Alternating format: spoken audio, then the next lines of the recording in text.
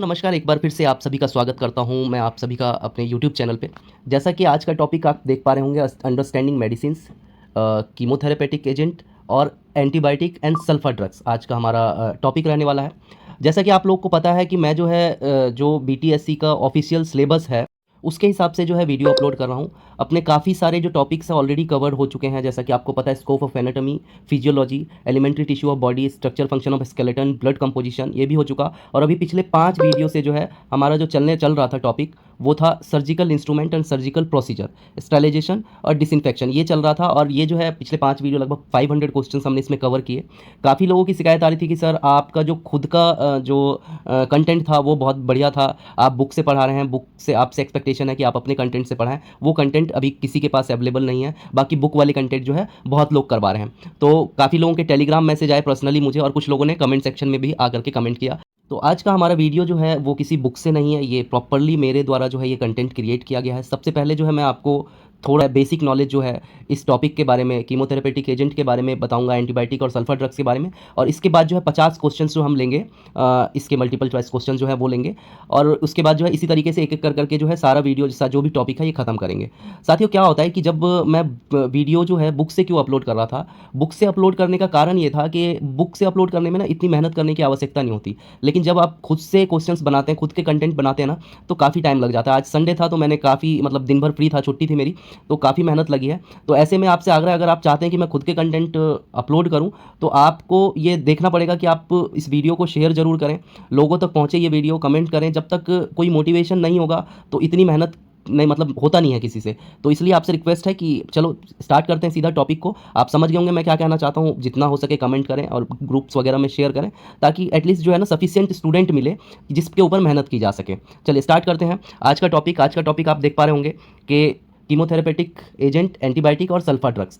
तो सबसे पहले ये, जब ये सीधा हमने ये टॉपिक जो है सिलेबस से, ऑफिशियल सिलेबस से उठाया, तो सबसे पहले यही पता होना चाहिए कि ये होता क्या है। ठीक है, तो ये होता क्या है, देखिए इंग्लिश वालों इंग्लिश में पढ़ लें, और हिंदी में भी ऐसे वर्ड मैंने यूज़ किए हैं कि हिंदी वालों को भी समझ में आ रहा है, इंग्लिश वालों को बिल्कुल जनरल शब्द हैं जो आम बोलचाल में हम लोग इस्तेमाल करते हैं। तो कि होता क्या है, यह विषय उन दवाओं के बारे में है। कौन सा? ये तीनों विषय जो है उन दवाओं के बारे में है जो हमारे शरीर में हानिकारक कीटाणु जैसे बैक्टीरिया, फंगस या वायरस से लड़ती है। इसमें यह भी शामिल है कि कुछ दवाएं कैंसर जैसी गंभीर बीमारियों से कैसे लड़ती है। इन्हें आप संक्रमणों या सामान्य कोशिकाओं पर हमला करने वाले विशेष लड़ाकों के रूप में सोच सकते हैं। ये लड़ाके क्या है, हमारी बॉडी की तरफ से लड़ते हैं ये, अगर हम कोई भी इनमें से मेडिसिन लेते हैं तो। ठीक है, चलिए आगे चलते हैं। अब एक एक करके उठाएंगे। सबसे पहले हम लेंगे कीमोथेरेपेटिक एजेंट को, फिर आगे इसी तरह एंटीबायोटिक और सल्फर ड्रग्स को। तो कीमोथेरेपेटिक एजेंट क्या है अब ये जानते हैं। तो ये जो रसायन दवाएं हैं, ठीक है, दवाएं जो है रसायन से ही बनती है, जिनका उपयोग बीमारियों के इलाज के लिए किया जाता है। किसका? कीमोथेरेप्यूटिक एजेंट का जो यूज़ जो है किस लिए किया जाता है?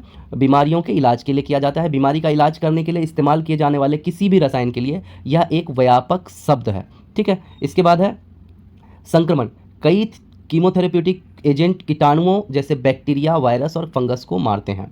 ये उन्हें शरीर के अंदर बढ़ने से रोकते हैं। एंटीबायोटिक्स और सल्फर ड्रग्स इसी श्रेणी में आते हैं। तो एक चीज़ आपको समझ में आ गई, एंटीबायोटिक और सल्फर ड्रग्स भी जो है कीमोथेराप्यूटिक एजेंट के अंदर ही आते हैं। पहली चीज़ आपको याद हो गई कि एंटीबायोटिक्स और सल्फर ड्रग्स भी कीमोथेरेपेटिक एजेंट के अंदर का ही एक पार्ट है। इसके बाद है कुछ मजबूत कीमोथेरेपेटिक एजेंट का उपयोग कैंसर के इलाज के लिए भी किया जाता है। हम नीचे कैंसर के बारे में बहुत संक्षिप्त में बात करेंगे। ठीक है, जो स्ट्रॉन्ग कीमोथेरेपेटिक एजेंट होते हैं उसको यूज़ करते हैं हम कैंसर के क्योर के लिए। चलिए आगे चलते हैं।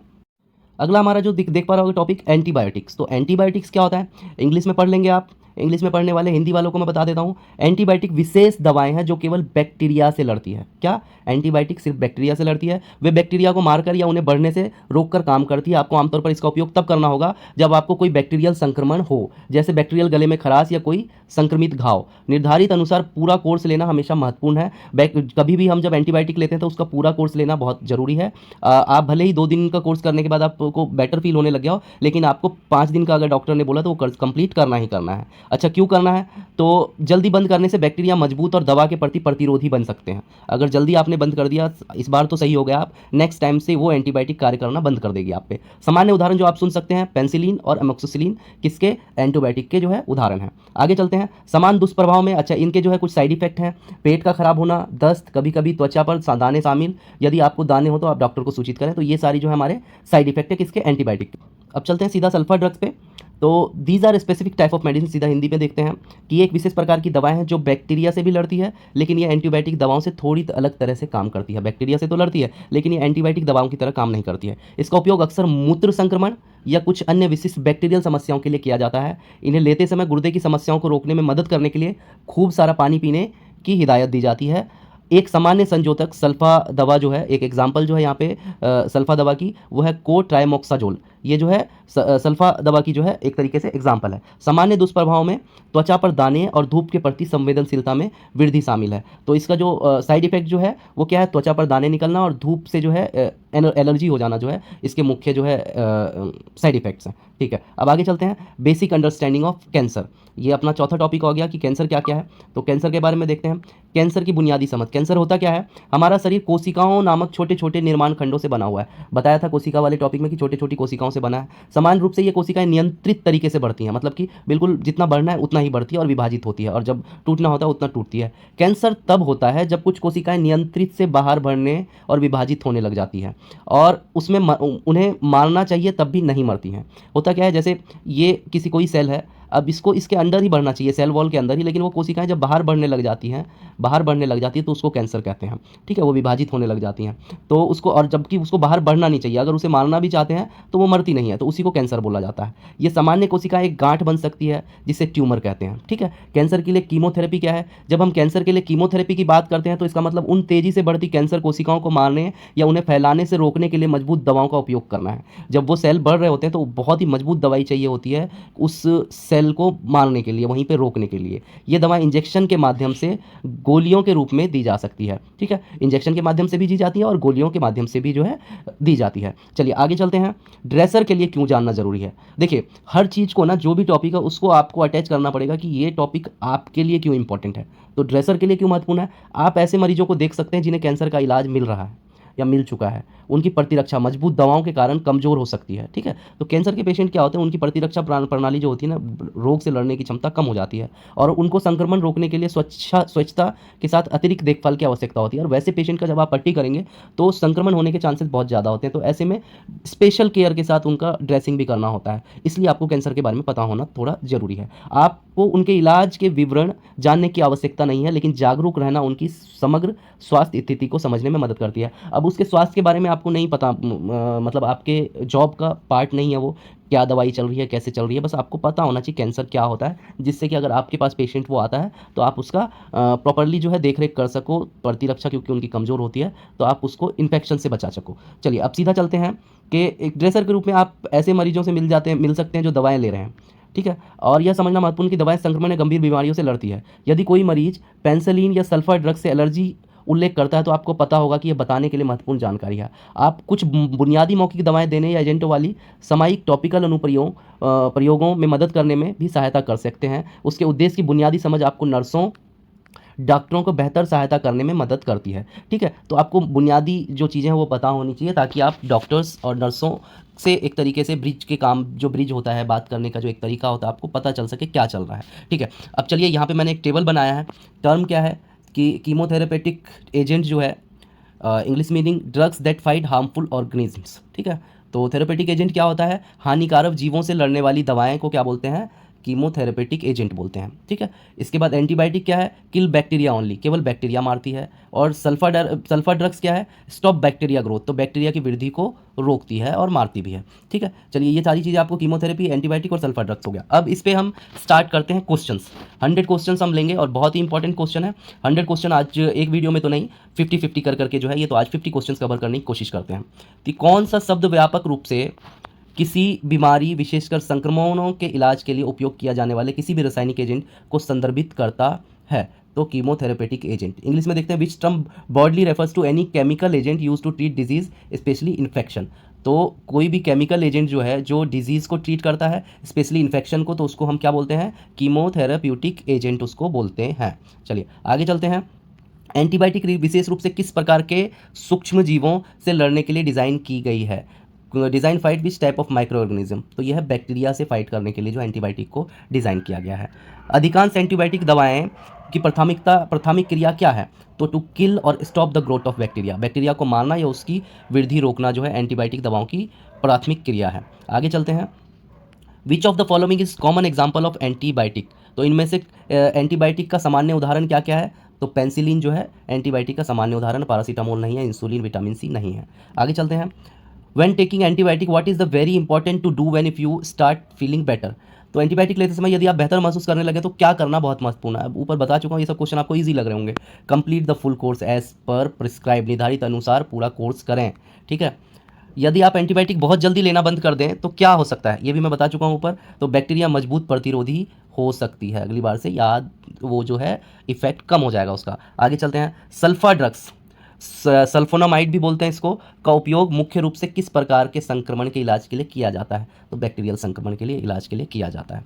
सल्फा ड्रग्स का उपयोग अक्सर किस सामान्य प्रकार के संक्रमण के लिए किया जाता है, तो यूरिनरी ट्रैक्ट इन्फेक्शन, ये आपको ये क्वेश्चन इंपॉर्टेंट है, याद रखना है। सल्फा ड्रग्स का जो है यूज़ बेसिकली किस संक्रमण के लिए किया जाता है, तो बैक्टीरियल संक्रमण, लेकिन वो भी स्पेशली अगर पूछा यूरिनल ट्रैक्ट इन्फेक्शन के लिए किया जाता है। इसके बाद देखते हैं, when taking sulfa drugs what is an important precaution to take regarding fluid intake, तो द्रव सेवन के संबंध में क्या महत्वपूर्ण सावधानी बरतनी चाहिए जब आप सल्फर ड्रग्स ले रहे हो, तो बता चुका हूं ऊपर कि drink penalty of water, penalty of water, खूब पानी पिए ताकि गुर्दे पे इसका इफेक्ट ना आए। चलिए आगे चलते हैं, what is common side effect of both antibiotic and sulphur drugs, तो दोनों के जो है समान जो है, दोनों का सामान्य दुष्प्रभाव क्या है, त्वचा पर दाने निकलने का, दोनों का ही जो है एक तरीके से साइड इफेक्ट्स हैं। आगे चलते हैं, the term chemotherapy is most commonly associated with treatment of which disease, तो कीमोथेरेपी जो है शब्द आमतौर पर किस बीमारी के इलाज से जुड़ा है, तो कैंसर। तो कहते हैं ना, किसी भी पेशेंट को जब कैंसर होता है तो उसको कीमोथेरेपी चल रहा होता है, उसमें उसके मतलब कीमोथेरेपी इतना स्ट्रांग होता है कि बाल झड़ जाते हैं, त्वचा जो है बिल्कुल ब्लैक हो जाती है, मतलब कि कीमोथेरेपी इतना हार्ड रसायन है कि बॉडी को जला देता है एक तरीके से, ठीक है। और जलने से ही जो है वो जो अंदर के जो सेल्स हैं वो मल्टीप्लाई होना बंद होते हैं, बढ़ना बंद होते हैं, ठीक है। तो कीमोथेरेपी की अगर बात होती है, सिर्फ कीमोथेरेपी की, यहाँ पे वेरी इंपॉर्टेंट मैं आपको बता दे रहा हूँ, अगर सिर्फ कीमोथेरेपी की बात हो रही है तो कैंसर से, और थेरेपेटिक एजेंट की बात हो रही है तो उसमें और भी दवाइयाँ आती है। आगे चलते हैं, in the context of cancer what does chemotherapy aim to do, cancer के संदर्भ में कीमोथेरेपी का उद्देश्य क्या है, तो तेजी से बढ़ती कैंसर कोशिकाओं को मारना या उनकी वृद्धि को रोकना, ठीक है। वे कोशिकाएं जो अनियंत्रित रूप से बढ़ती और विभाजित होती है और जब उन्हें मारना चाहिए तब भी नहीं मरती हैं, आमतौर पर उन्हें क्या कहा जाता है, उसे अबनॉर्मल सेल्स, कैंसर सेल्स, असामान्य कोशिकाएं कैंसर कोशिकाएं बोलते हैं, इंपॉर्टेंट है, ठीक है। अच्छा साथियों, हो सकता है ये क्वेश्चन ना, क्योंकि आप लोगों की तैयारी लगभग कंप्लीट हो चुकी होगी तो क्वेश्चन आसान लग रहे होंगे, लेकिन यही क्वेश्चन आने वाले हैं, आपको बार बार बता दे रहा हूँ, बेसिक्स बेसिक बेसिक बेसिक आपको याद रखना है, आपको डॉक्टर नहीं बनाया जाने वाला, ठीक है। आगे चलते हैं, कैंसर का इलाज कर रहे मरीज को देखभाल करते समय ड्रेसर को स्वच्छता के प्रति अतिरिक्त सावधान क्यों रहना चाहिए, बता चुका हूँ, क्योंकि मरीज को रोग प्रतिरोधक क्षमता कमजोर होती है जिनको कैंसर होता है, ठीक है। Which of the following is not a common route for administering antibiotic, निम्नलिखित में से कौन एंटीबायोटिक देने का सामान्य तरीका नहीं है, मौखिक रूप से दिया जाता है, ऑन स्किन घाव के लिए त्वचा पर दिया जाता है, इंट्रावेनस बाय इंजेक्शन दिया जाता है, ठीक है, inhaling through nose for smell, सांस लेने गंध के लिए नाक से, ये नहीं दिया जाता, ठीक है।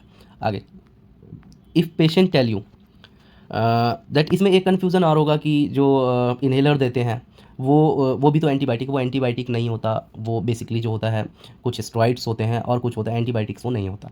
आगे चलते हैं, 16 क्वेश्चन, यदि कोई मरीज आपको बताता है कि उसे पेंसिलिन से एलर्जी है तो आपको क्या करना चाहिए, तो तुरंत नर्स या डॉक्टर को, ये मैं ऑलरेडी आपको क्लियर कर चुका हूँ, ऐसे क्वेश्चन आए तो आपको आंसर क्या देना है, ये मेरे साथ अगर आप मेरी वीडियोस देख रहे हैं तो ऐसे कोई भी क्वेश्चन आए जिसके बारे में आपको नहीं भी पता होगा ना, ये आंसर दिखेगा तो आप तुरंत, ये क्वेश्चन आपका ठीक होने वाला है।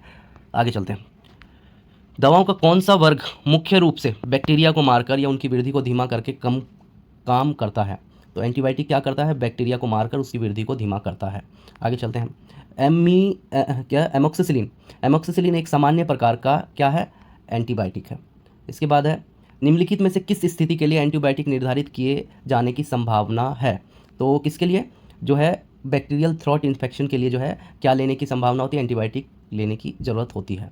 आगे चलते हैं, यदि बैक्टीरिया किसी एंटीबायोटिक के प्रति प्रतिरोधी हो जाते हैं तो मुख्य चिंता क्या हो जाती है, तो इसका आंसर बी है, एंटीबायोटिक उस बैक्टीरिया के खिलाफ प्रभावी नहीं रहेगा। बताया ना कि अगर वो प्रतिरोधी क्षमता अपने अंदर डेवलप कर लेगी, ठीक है, तो उसकी इफेक्टिवनेस कम हो जाएगा, उसको नेक्स्ट टाइम से और हाइयर एंटीबायोटिक देने की आवश्यकता होगी। Sulphur drugs are type of, तो सल्फर ड्रग्स एक प्रकार है, क्या प्रकार है, एंटीबैक्टीरियल, ठीक है। तो जो सल्फर ड्रग्स भी जो है एंटी बैक्टीरियल का एक प्रकार है। बताया है कि सल्फर ड्रग्स जैसे कि यूरिन ट्रैक्ट इन्फेक्शन होता है, बैक्टीरियल इन्फेक्शन होता है, उसके लिए यूज़ होता है, तो एंटी बैक्टीरियल का प्रकार है। सल्फर ड्रग्स का एक संभावित दुष्प्रभाव क्या है? तो जो गुर्दे को प्रभावित कर सकता है, तो इसका ऑलरेडी मैं बता चुका हूँ, पेशाब में वृद्धि, गुर्दे की पथरी यदि पर्याप्त पानी ना पिया जाए तो। ठीक है, आगे चलते हैं। एंटीबायोटिक्स के संबंध में बैक्टीरियोस्टैटिक का क्या अर्थ है? बैक्टीरियोस्टैटिक का क्या अर्थ है? तो बैक्टीरियोस्टैटिक का अर्थ जो है stop growth of bacteria, bacteria की वृद्धि को रोकना ही इसका अर्थ है बैक्टीरियोस्टैटिक का। आगे चलते हैं। What does bacterial mean in relation to antibiotic? Antibiotic के संबंध में साइडल का क्या अर्थ है? तो इसका जो है बैक्टीरिया की वृद्धि को रोकना इसका अर्थ है। आगे चलते हैं। बीमारी के इलाज के लिए उपयोग किए जाने वाले रासायनिक एजेंट को आमतौर पर क्या कहा जाता है? तो क्या कहा जाता है? वैक्सीन, टीका कहा जाता है। किसको? जब बीमारी के इलाज के उपयोग किए जाने वाले रासायनिक एजेंट को आमतौर पर कीमोथेरेप्यूटिक एजेंट बोला जाता है। जो भी रासायनिक एजेंट होते हैं उसको कीमोथेरेप्यूटिक एजेंट बोलते हैं। आगे चलते हैं। जब कोई मरीज घाव के संक्रमण के लिए एंटीबायोटिक ले रहा हो तो ड्रेसर की एक महत्वपूर्ण जिम्मेदारी क्या बनती है? To ensure proper wound cleaning and dressing, वही बनती है, जो आपका कार्य है आपको वही करना है। तो इसमें मरीज को दवा बंद करने के लिए कहना नहीं है, मरीज की स्थिति का निदान करना नहीं, एंटीबायोटिक खुराक बदलना नहीं। तो आपका ड्रेसिंग का कार्य आप ड्रेसिंग ही करेंगे बस, लेकिन वो थोड़ा सा सुनिश्चित करेंगे कोई संक्रमण उसको ना लग जाए उससे। ठीक है। कैंसर के लिए कीमोथेरेप्यूटिक दवाएं देने का एक सामान्य तरीका क्या है? तो एक सामान्य तरीका है इंजेक्शन के माध्यम से, गोलियों के रूप में, इंजेक्शन के माध्यम से या गोलियों के रूप में जो है कीमोथेरेप्यूटिक ड्रग्स जो है दिया जाता है। अच्छा, what is the basic problem in cancer? तो कैंसर में मूल समस्या क्या है? तो इसका बी आंसर है कोशिकाएं अनियंत्रित रूप से बढ़ती और विभाजित होती है। आगे चलते हैं। मरीज को संभालते समय, खासकर कमजोर प्रतिरक्षा जैसे कैंसर के इलाज से वाले मरीज को संभालते समय अच्छी स्वच्छता क्यों महत्वपूर्ण है? पता है आपको, संक्रमण के प्रकार को रोकने के लिए। अच्छा, आगे चलते हैं। यदि किसी मरीज को एंटीबायोटिक लेने के बाद एलर्जी प्रतिक्रिया जैसे सूजन या सांस लेने में कठिनाई विकसित होती है तो तत्काल कार्रवाई क्या है? तो उसका तत्काल कार्रवाई जो है सीक इमीडिएट मेडिकल हेल्प, तत्काल चिकित्सा सहायता प्राप्त करें। आगे चलते हैं।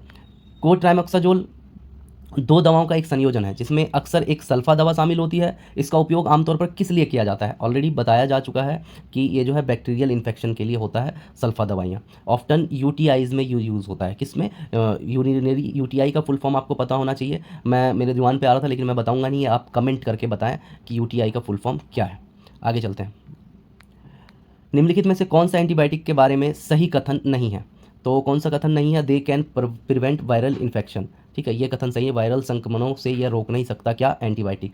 ये बैक्टीरिया को मार सकता है। They should taken as a prescribe, पर उन्हें निर्धारित अनुसार लेना चाहिए। They can cause side effect like stomach upset, side effect भी हो सकते हैं लेकिन वायरल को मार नहीं सकता।